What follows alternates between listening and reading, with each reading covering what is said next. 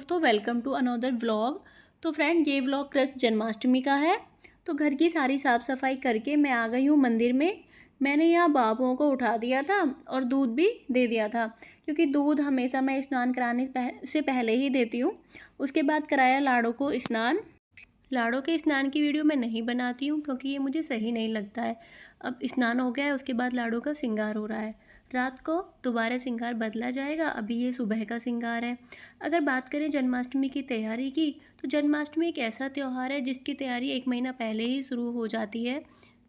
हमारे तो लाडो और कन्हैया की पौशाकें भी नहीं मिलती हैं कहीं भी, तो ये भी हमें वृंदावन से ना कपड़ा ले आते हैं और फिर यहाँ हम बनवा लेते हैं किसी से भी। तो हमारी लाडो ना इतनी प्यारी लगती है, बहुत ही ज़्यादा सुंदर है। अब बात करें किसी भी त्यौहार में, पूजा एक अलग होती है।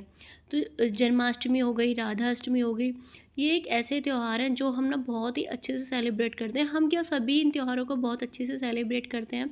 अभी आप देखना, जैसे ही लाडो तैयार हो जाएगी ना, इतनी प्यारी लगती है कि मतलब यहाँ से ना इसके सामने से उठने का मन ही नहीं होता।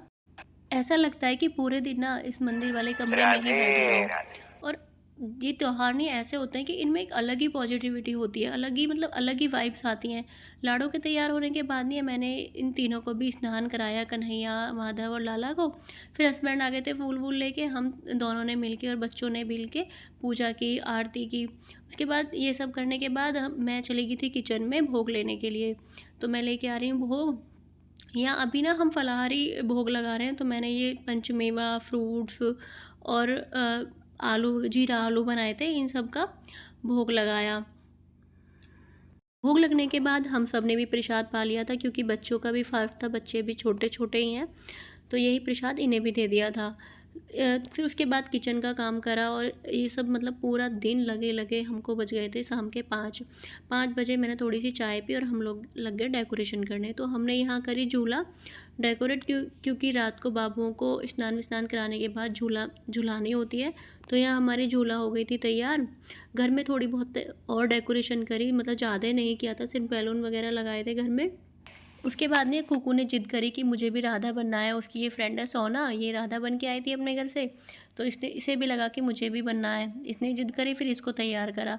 तो इतना करने में हमें बज गए थे 11 बजे। फिर मैंने लाडो को स्नान कराया, लाडो का श्रृंगार करना शुरू करा, क्योंकि मैं लाडो को पहले ही तैयार कर देती हूँ, क्योंकि अभी बाबू तो ना, बाबुओं को शाम को 7 से 7:30 बजे के बीच हम सुला देते हैं।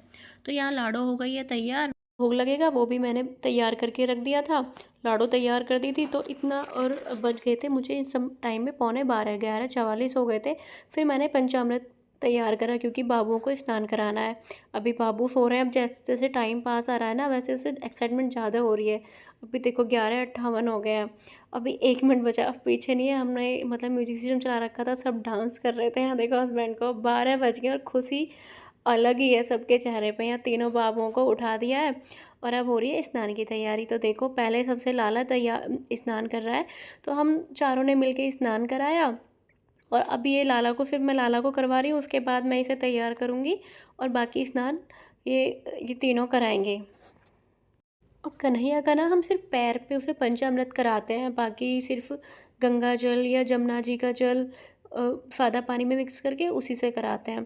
तो इस तरह ना हमारे चारों बाबुओं का स्नान हो गया था, तैयार हो गए थे। और देखो, मंदिर की ना रौनक बढ़ जाती है इन चारों को बैठते ही। कितने प्यारे लग रहे हैं चारों, सेम ड्रेस, सेम मेकअप, मतलब पूरा श्रृंगार सेम सेम ही करती हूँ और इतने प्यारे लग रहे हैं, बहुत ही ज़्यादा सुंदर लग रहे हैं। उसके बाद हमने आरती की, शंख बजाया, खूब जयकारे लगाए और हम चारों ने मिलके ही की थी पूजा, क्योंकि पापा जी तो मंदिर चले गए थे, वो आए नहीं थे रात को। वो 12 बजे के बाद ही आते हैं। फिर आरती वगैरह करा के, मंदिर में कीर्तन होता रहता है, तो वहीं रुक जाते हैं। तो फिर उसके बाद हमने भोग वोग लगा के ना बाबुओं को झूला पे बिठा दिया था। जो इन्हें खूब देर हमने झूला झुलाया, खूब प्यारे प्यारे भजन गाए और उसके बाद हमने भी व्रत खोला।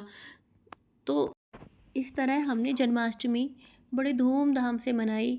आपको हमारा व्लॉग कैसा लगा कमेंट करके ज़रूर बताना। और हाँ, वीडियो को लाइक एंड चैनल को सब्सक्राइब करना मत भूलना। सभी को राधे राधे।